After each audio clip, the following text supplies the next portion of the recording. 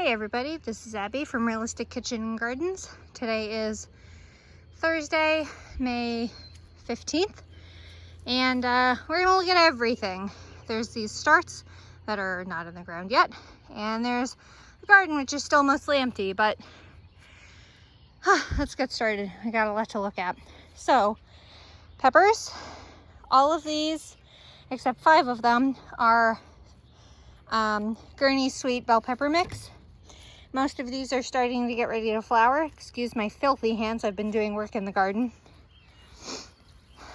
This is, nope, that's my example, I guess, of the Gurney's Pepper Mix.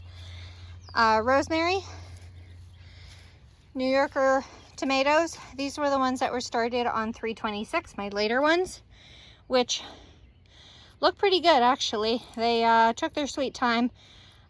Everything has been outside overnight 2 nights now, by the way, so they're for the most part hardened off. They've been gotten rained on.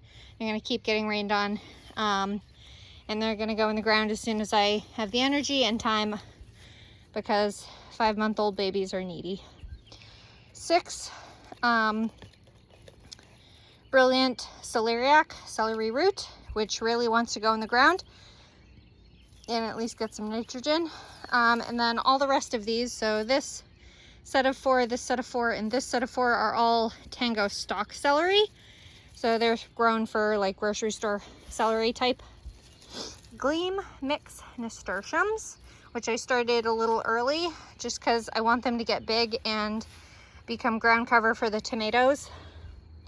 And then this set of, I think it's 5 pots, are Excelsior pickling cucumbers. This looks like it's a late bloomer compared to the others, and this is actually 2 plants in 1 pot. This needs to be split up. Same with that one. And then Supremo pickling cucumber. I only have 3 of 5 on this one, which is all right. Then I can direct sow some out in the garden to get a crop too. More peppers, much closer to putting flowers out. Look at that.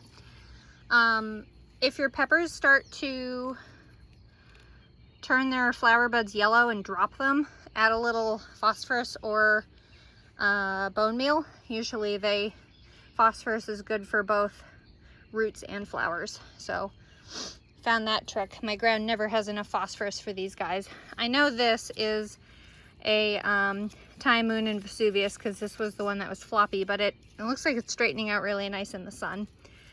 Nope, this isn't the floppy one. That's the floppy one over there. That's the other Time Moon and Vesuvius, which I may not plant. I only need 1 of them. And then somewhere in here I have a sweet banana and 2 early jalapeno, but God only knows where they are. Okay, these are straw flowers. I think this is the copper one that I have more of. I can't actually see the tag on it.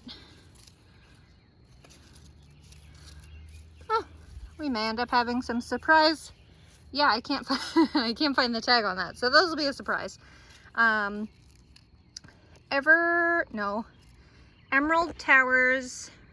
It's a really specific variety of basil. I think it's Everleaf Emerald Towers basil, which is the Genovese style.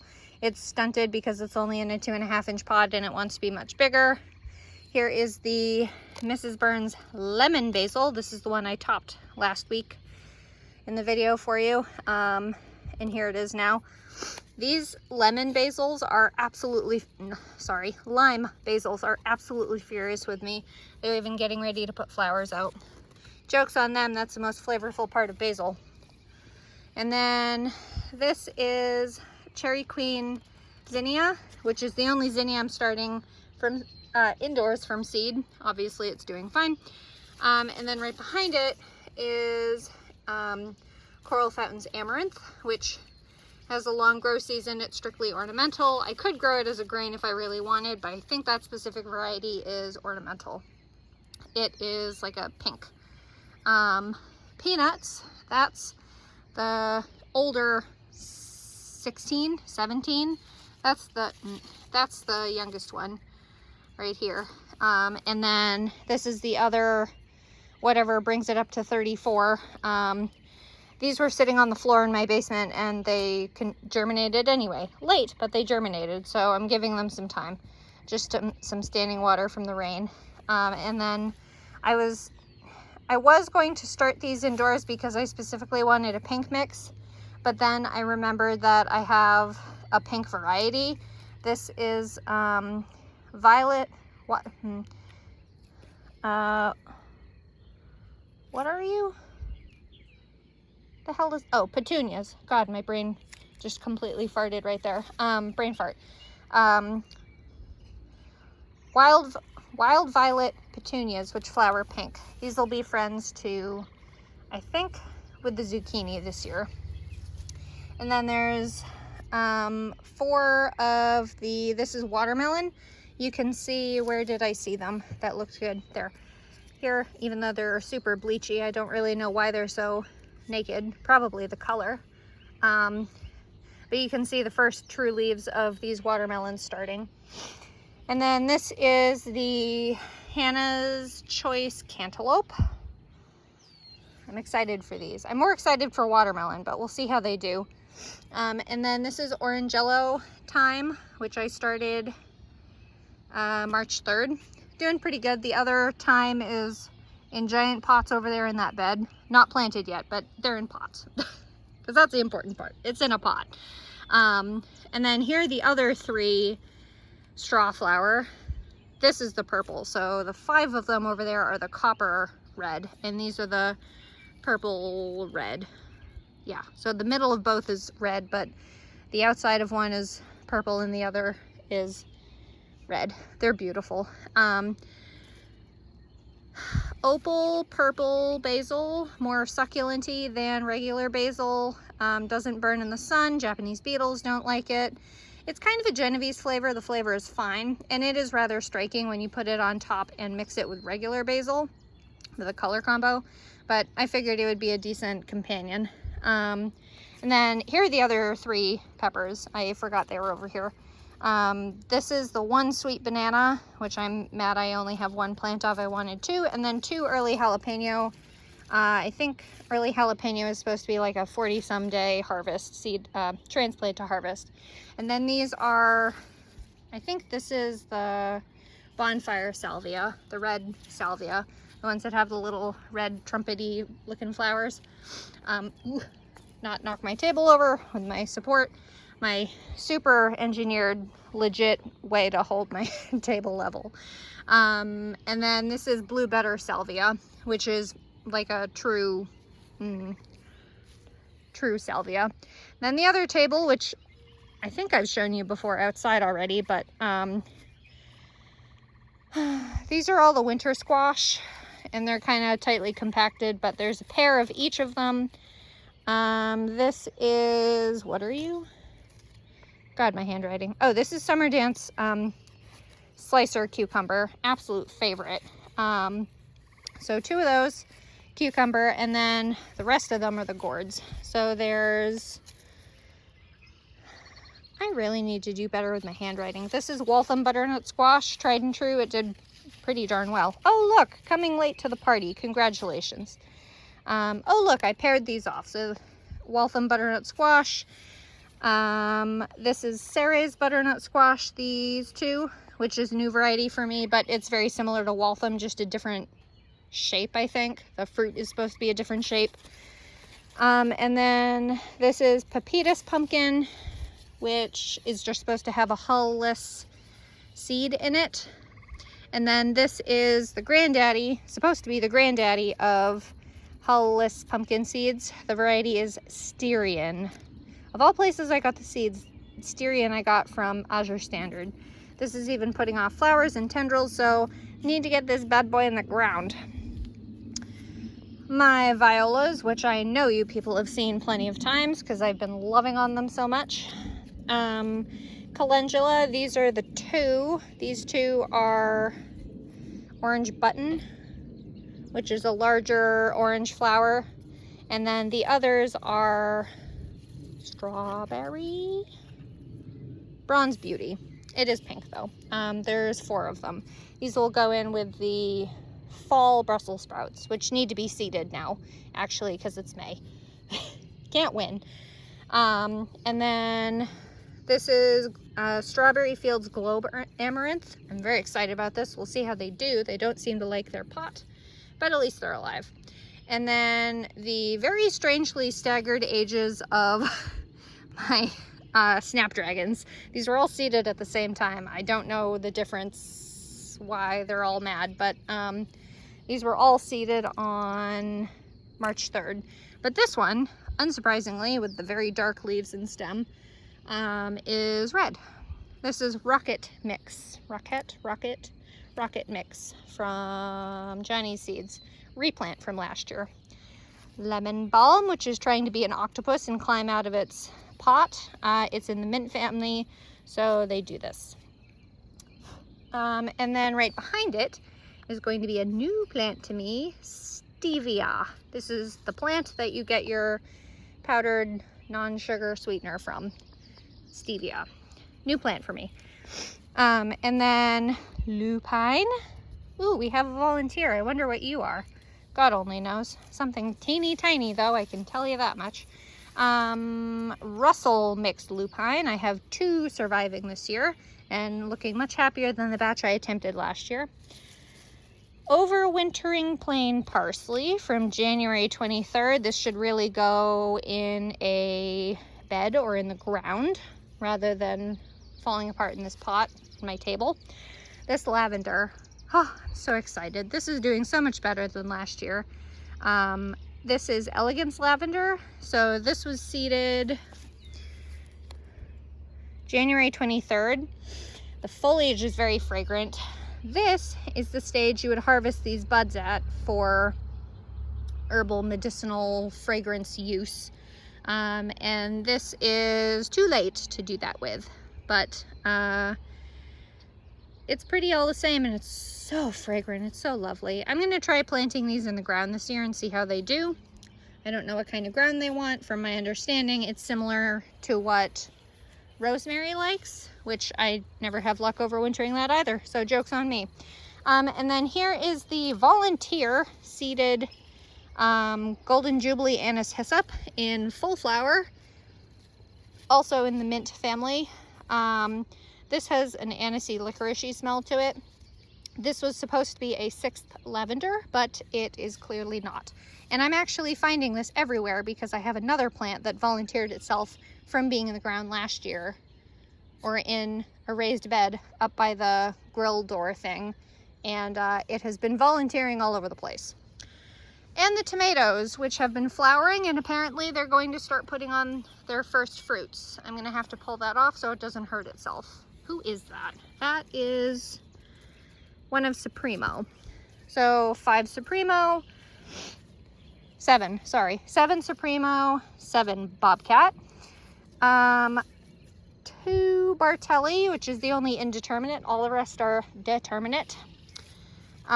Defiant tomato times 7. This is these. Come on, look at the plant, Abby. This is one of 2 of the original planted New Yorker tomato. These were seeded all the rest the same time as these ones. These are obviously too early and were stretched a bit. These were seeded March 3rd. Too early, don't do that. So there, these need to go in the ground first, if you can't tell. Anyway, let's take a quick mosey down to the garden. I'm not going to do the usual, this is where this is going, and this is where this is going, because I've done that for like 4 weeks in a row, and I think you guys have realized, or you can wait and see when they actually go in the ground. We will take a quick peek at the apple and the blueberries. It's so nice and cool out, thank God. It's been so hot. This first apple tree, Honeycrisp apple tree, is either dying or very unhappy with me. I think it is dying though. I wonder if it has to do with the drainage because, ooh, you guys definitely can't see that on camera, but there's a great big spider web right behind the mesh and it's lovely. And then here is the surviving apple, which did flower, and I did attempt to pull off all the flowers. but I'm gonna have to keep a close eye on that. This will have at least a year to really get its roots in and establish itself. I think I got all the flowers off. There's really no cross-pollination plant nearby, tree nearby. So I'd be surprised if it did have any fruit to cross-pollinate with, but just in case. Then we'll head over to the blueberries real fast. They have fully flowered and are doing great. The plants are only 18 months old, so they're a little inconspicuous compared to my super growth grass. Here is this Jersey? Patriot. This is Patriot, which is the, I think, late season. I've forgotten now, but they've fully leafed out nicely. I'm not expecting them to flower this year since they've only been in the ground maybe for a month. But they're fully leafed out and looking pretty happy. So there's this partner. And then these two are Northland, which are mid-season blueberries. Again, leafed out pretty nicely. And then these last two are Jersey, which are either the early or late. Again, I've digressed and forgotten, but this one's putting on some nice growth. Look at those nice little tips. Blueberries are kind of fun because when it's cool out, they'll have this red tinge to it, the leaves, and they get so pretty in the fall. Okay, hopefully the garden looks a little better to y'all, because I've been doing work as often as I can when I don't have a baby to be having on my hip. So we'll start down at A, mowed this, need to dig that out, covered that up. I can't remember if you saw that, mowed that. Covered, need to dig out, potatoes. Nope, don't get ahead of yourself. Here's row A, where the tomatoes will be. I'm trying to decide if I'm going to have them on the south side or the north side. Doesn't really matter because there's nothing, in theory, super huge going to be in front of them, except potentially the Gleam mixed nasturtium. So maybe I'll put the tomatoes on the south side and the Gleam mixed nasturtiums on the north side. So if the nasturtiums get stupidly large, they won't shadow the tomatoes. That sounds like a good idea.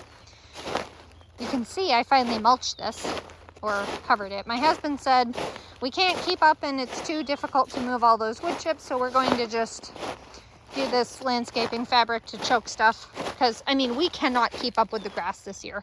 It's absolutely ridiculous. Between the mower, the so little time I have to be outside with my baby now, and it's just going like crazy. Anyway, Bolero carrots, Nantes carrots, tried and true for me. I need to weed this patch. And Conserver shallots, which I started in January, transplanted in March.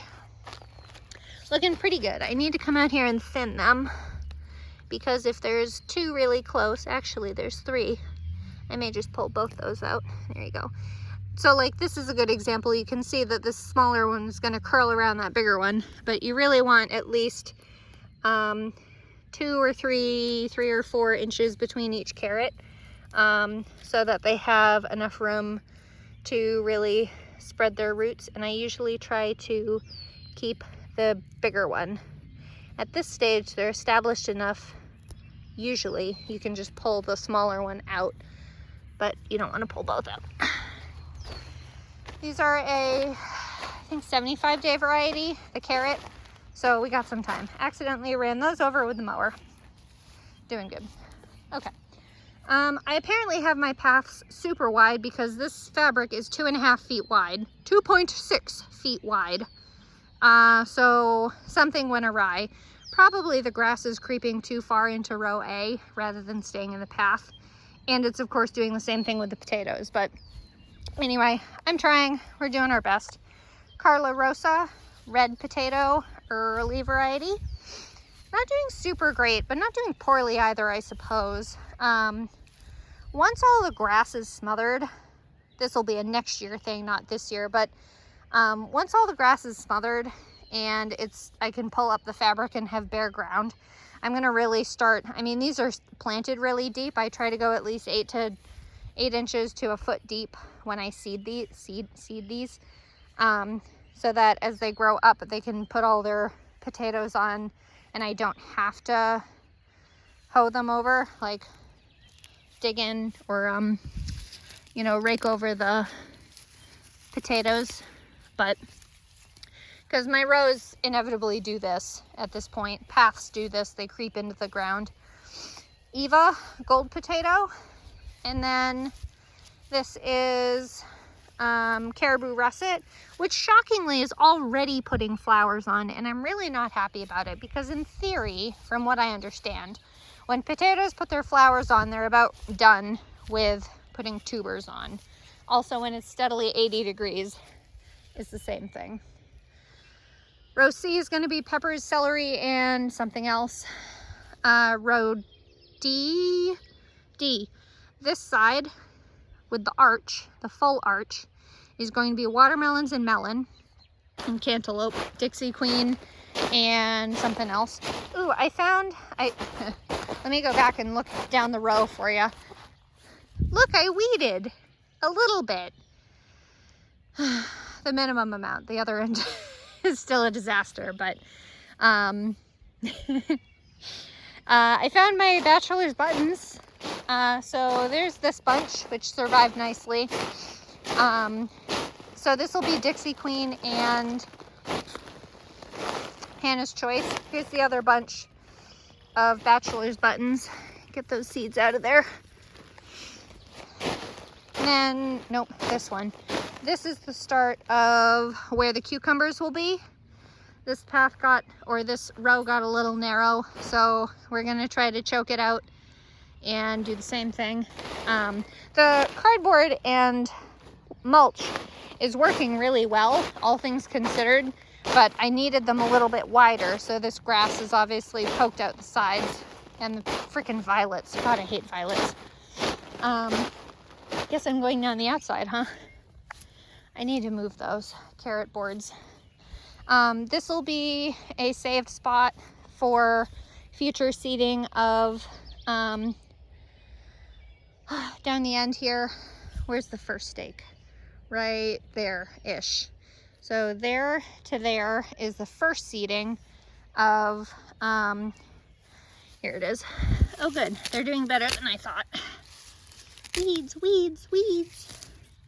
One of them is Adriana and one of them is Landis. I'm inclined to say this is Adriana and this is Landis lettuce, which is technically a winter lettuce, winter hardy lettuce, but it's the most darn handsome lettuce I've seen. And then this is the second one. Where's the stake? There's the stake. And there's the other stake. And this is the most recent seeding of, I have Buckley red oak leaf, which I grew last year. Oak leaf lettuce is more like a smaller, like a little bit larger than a thumb size lettuce that is really good for sandwiches. They're not like a big leafy lettuce. I don't see any of those sprouted yet. They were seeded right along here, probably a little too close to the grass line, but c'est la vie. And then here is the other Adriana. Adriana is specifically a variety I bought for this year that is supposed to be heat resistant. So there's one of them. I think I seeded 5 and it's a pelleted seed, so it's been pretty hardy. I think here's the other one. And there might be one more, but I'm not going to spend the time for it. And I'm going to do 2 more seedings between this bit. From here to the end of the trellis is going to be zucchini. Here's the biggest bunch of bachelor's buttons. I should really probably thin you. You're looking a little crazy. And then down this half the arch on the south side is going to be the winter squashes. So Ceres, Waltham, that kind of thing. This is the other bunch of bachelor's buttons. I thought this was it, but this looks more like a, that might be it, or it might be a weed, or it might be plantain. I have no idea. Narrow leaf plantain. But there's plenty in that bunch I can transplant. Little purple pod snow pea. No flowers yet, but it's at least a foot tall now. Yay. Surge shelling pea. Same thing. I see you're fighting yourself a little too much. I need to come futz with these because they're tangled up so much. They're starting to crick each other's necks. Which I guess is the danger of growing these things so bloody close together. It's as if you should listen to the planting guidelines. Not what I do. Anyway, and then here, this is a good size comparison. These are probably a little stunted from being so dang close together. These are like an inch or two apart, and they're supposed to be 4 inches apart. But here is Champion of England, finally getting a little big, starting to show its true colors. These should be, I think, between 7 and 10 feet, no, 7 and 8 feet tall, sorry, or 6 and 8. I know 8 is the max in theory. So these are technically a shelling pea, and I wanted to do a test batch of these to see actually how big they'd get. Here is that anise hyssop with grass all over it. Anise hyssop that volunteered itself back in that raised bed, and I moved down here. Gosh darn it, look at that chartreuse on camera. I'm looking at it in person and it's not unimpressive, but it's not impressive either. But on camera it's like, phew. Anyway, there's that. I may move that in favor of lemon balm. That's catnip, by the way. That came back. Catnip will come back. Here's the half row. I thought I saw another potato. Here's the half row that's going to be some parsnip and some carrot in the fall. I should put the carrot boards on here to staunch things. But here's a potato that came back from last year after the failure. And here's a bigger potato. This is based on the location in the row and how I do things. It's probably a gold potato, which is fine. We'll see how it does. This will probably do better than the ones I planted for this season. And then yellow onions. You almost look like you're starting to fall over, but I think it's just how you're planted. I'm trying to see the tag. These plants are getting big now, so it's starting to be difficult to see the tag. Wherever the tag is. Yep, there's another potato. Come here. Oh, there's the tag. Thank you, potato. There's the tag. So here to the end is sterling white onion. And then here to the rest is ringmaster white onion, which, is that another potato or no, that's a random thing. All white sweet onions. Not great for storage, but worst comes to worst. I ended up accidentally ordering a shit ton more onions than I needed. So, struggling with that. But I may try to do my own onion powder and such this year. Now that it's fully covered in grass clippings, because I just mowed, this is where I seeded my wildflower mix, which also has dill and stuff in it. So I'm getting a few seedlings coming up from that mix. What are they? I have no idea yet. I'll see when they get bigger. There's two other ones that I saw that are extremely characteristic. Again, not that I know what they are, but this is the section that was supposed to be my overwintering onions, and they did very poorly. So those I think are Highkeeper white onion, which are starting to bulb. Looky there. They didn't survive well, but who did is doing great. And then the rest of them, 1, 2, I ran that one over with the mower. Leg. 3, 4, 5, and then I think that's it. Those are Zebrun shallot, so I'm very excited about that. Let me take a minute and see if I can see this. There's one of them. So that is possibly a fennel or a dill or something like that. I'm certainly not going to harass it yet because they're so young. Here's a bunch more over here. And that's a thing too. Is that the same thing? Maybe. Could also be poppies. I have no idea. I'm not very good with seedlings of new things. Here's some more. There's a bunch of them. Look at that. I'm so excited. There was one more seedling, but it's so difficult to see with all the little tiny grass clippings in. But that's seeded all the way over. And then this half, which is more like 33 feet, this is all Patterson yellow storage onion, which I've grown in the past. I like, and am very excited to have a bunch more of. Gosh darn it, I have these.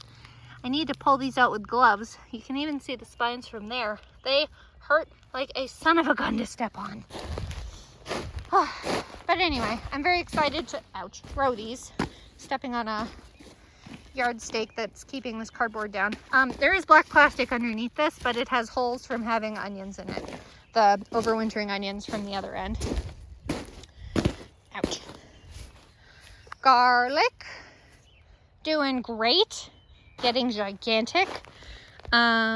These still haven't put scapes on, and they won't. Actually, that might be the very tip of one if it's round. That might be the very tip of one, which is kind of surprising because allegedly, usually my garlic, hardneck garlic, is ready to harvest very beginning of July. So I think we're a little early. Here's another, that might, nope, that's definitely a scape. Nice and round. The scape is the flower stalk, and on hardneck garlic, you need to cut the flower stalk off so it will focus on making the bulb big than producing seeds, because seeds from garlic are practically useless unless you're a specialized garlic grower. This is half as tall as I am. Like, this is reaching my, excuse my fat belly. This is like, at least, this is reaching my hip. Look at that. That's impressive. Woo, garlic, mulch. Anyway, that's exciting. I trimmed the scape, and I think I will turn that into garlic powder this year, or garlic salt, one or the other. One last variety of hardneck, and then I have 1, 2, 3, 4, 5, and 6 softneck garlics, which when they're ready, they will flop over because there's no hard stem down the middle like a hardneck garlic. Excuse me. The stems will flop over kind of like onions will when they're ready. And then I think it's 2 weeks after that, they're ready to harvest. This is the first softneck garlic I've grown. It's obviously done very poorly, but I'll probably save all of the seed from this, because when you grow garlic in your own area and then save it and grow it the next year, it'll do a lot better because it's acclimated to the climate. Row I will be legumes. Haven't fixed that yet, need to. And then J, oh, God, I don't think I've done that garden tour that fast before. Again, just mowed. Beg your highest pardon for all the grass clippings. This is early snow cauliflower, which this one isn't heading yet, but they're nice and big. They've put a lot of growth on since last week. I don't know if you guys would be able to recognize it, but I can certainly feel it in the stature in them.